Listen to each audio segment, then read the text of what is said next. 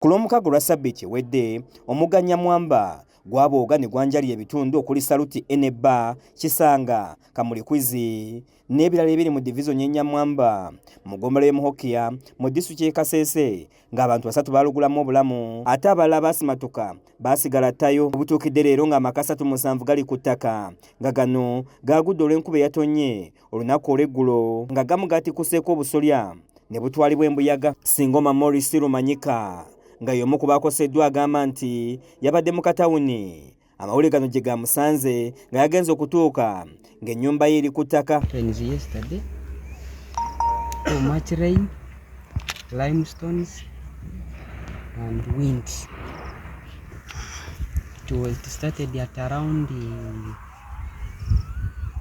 5 p.m. After, when it was too much rain, limestones, wind, then my house, it swept by rain. Ye Maimun Rashid nga landiroodi agamba nti ebizimbe bye 6 tebyalutonze nga bapangisa be baasuze mu kkanisa nga waliwo n'abalumiziddwa ne badusibwa mu ddwaliro lya Muhokia RFA Center ey'okusatu okufuna obujjanjabi nga bwakyasibe gavumenti eveeyo badduukirire.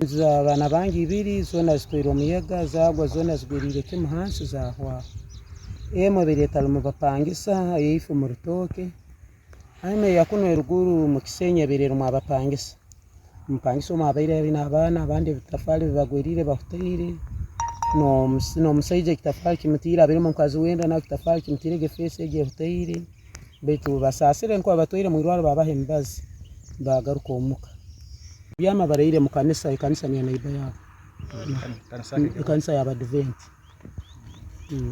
nababyamire.